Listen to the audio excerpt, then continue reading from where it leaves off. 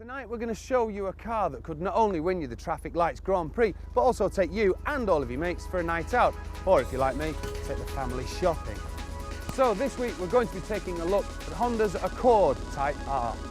This latest Accord was launched in 1998, and style-wise the Type R is subtly understated. There are of course the obligatory sports alloys and body skirts, but even those don't make much of an impact, and I'm sure that if it wasn't for the car's huge rear spoiler, you wouldn't be getting many admiring glances at all. If indeed admiring glances is what you think you'll get because of this ridiculous huge hunk of plastic on the rear, but the real key to the thrill of the Type R can only be found when you're on the move.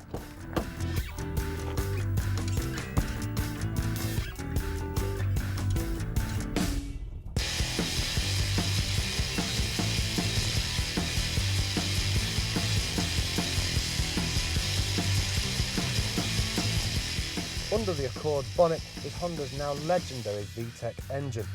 In this 2.2 litre form it pumps out 212 brake horsepower, which is enough to take the Accord to 60 in 7.5 seconds and onto a top speed of 145 miles per hour. Now driving the Accord can be a bit of a Jekyll and Hyde experience. One minute you're trickling along in the rush hour traffic, the next you're driving a road-going version of a Formula One car. Well, right, that's stretching the imagination, I know, but it has got definite and tangible links to its multi-millionaire Formula One cousins. And the reason for that change is the fantastic Vtec engine. Up to about 5,000 revs, it's brisk and nondescript, but go beyond 5,000 and it is an absolutely sensational engine. I can't stress this enough. It goes from a sedentary family saloon to a brutish, screaming sports car, but you have to drive it fast. And you have to drive it at high revs. I know we've said that before, but the engine is crying out to be driven hard. You just look silly when you're driving along at high revs all the time.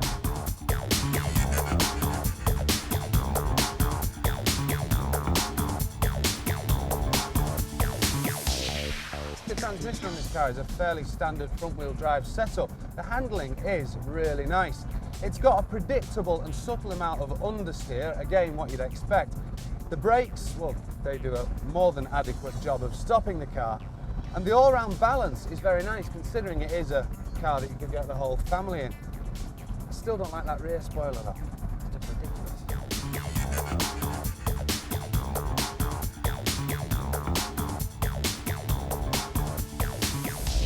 Now the interior of the Accord is a little disappointing to say the least. Well, it's not actually, it's very disappointing. It's dull and boring. Now I know it's Japanese and they're not renowned for their designer look, but I just think with a car with a sporting prowess like this should have an interior that reflects that a little more. All of this black plastic, you know, a little bit of imitation carbon fibre or aluminium would go a long way to just make it a little more interesting, but I suppose you're paying for what you get.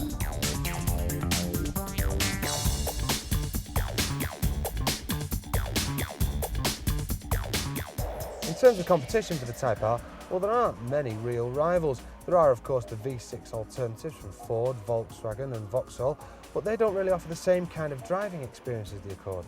Then there is of course the Subaru Impreza, which with a similar price and power output is possibly the Type R's biggest rival. One thing I do like about the Accord is the driving position. It's down low, comfortable, and it's got these Recaro sports seats that give you lots of support, and it's got one of those silly lumbar supports that support my fat back. Now considering this car's got the best part of 220 brake horsepower, you don't feel like you're in a performance car. Some of that's down to the interior, but it's also down to the ride and the suspension. It's slightly firmer than the regular Accord, but you still don't feel like you're in anything special. But that's part of the problem, the identity crisis that is this car. It's trying to be a family saloon, but also this great brute of a sports car. And, you know, that's the price you pay. If you want to get the kids in the back, it's going to have the ride of a saloon car.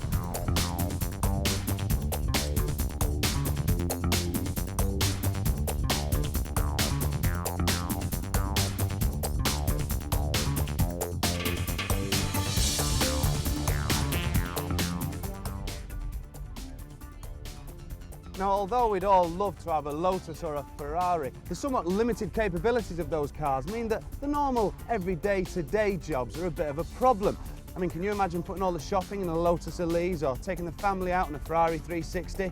No, me neither, although for obvious reasons we'd give it a go. But that's exactly what the Accord can do. And at only £21,500, what more could you want?